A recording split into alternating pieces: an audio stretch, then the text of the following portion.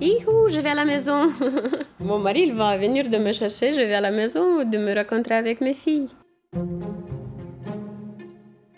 Aujourd'hui, pour Tatiana, c'est jour de sortie. La chambre 619 du service de médecine interne générale des HUG ne sera plus pour elle qu'un souvenir.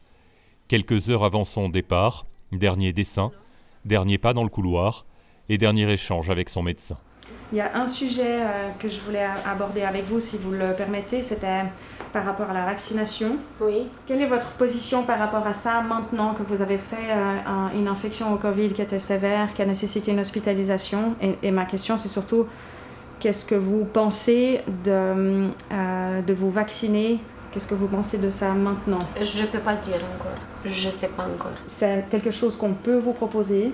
Donc entre fin novembre et fin janvier, ça serait la bonne période de recevoir une dose de vaccin si vous le souhaitez. Et vous allez avoir le temps d'y réfléchir. Et puis je pense que ça serait intéressant de rediscuter avec vous dans un mois. Oui, bien sûr. Tatiana partie, la chambre 619 accueille Redouane, 57 ans non vacciné, lui aussi Covid positif. Sous oxygène, son état de santé est fragile, entre poussées de fièvre et fatigue extrême. Et vous, vous sentez comment? Faible. Faible? Ouais. Ok. Plus que hier? Ouais, faible, plus qu'hier. Okay. Bah oui, quand j'ai des pics de fièvre comme ça m'impacte mon sommeil. Après, je suis là toujours en concentration de me dire la fièvre, il faut la vérifier. Et puis vous êtes pas à l'aise, vous tremblez. Donc c'est pas possible de dormir. Redouane est arrivé aux urgences sur les conseils de l'équipe médicale qui le suivait à distance. Une hospitalisation plutôt rassurante pour Redouane. Samedi, le médecin de l'hôpital cantonal m'appelle, parce qu'il m'appelait régulièrement pour demander de mes nouvelles. Et je lui dis, voilà, j'ai un petit souci, qu'est-ce que vous en pensez, docteur? J'ai mon oxymétrie qui est à 88. Et il m'a dit, écoutez, vous allez vous habiller gentiment et vous allez aux urgences. Ok?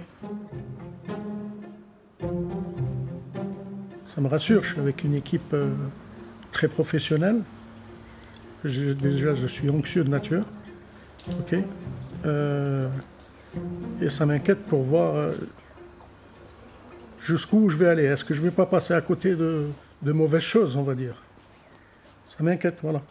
On peut dire à nos patients qu'on a 18 mois de recul. Ce n'est pas beaucoup par rapport à certaines autres maladies qu'on connaît depuis des décennies, mais on a déjà ces 18 mois et on a appris énormément de l'évolution de ces patients, même si évidemment il reste une part d'incertitude.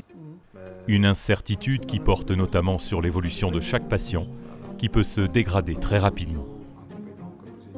Pour être honnête, avec cette interview, j'espère que ça pourra servir à d'autres gens que c'est une stupidité de ne pas se faire vacciner. C'est une stupidité.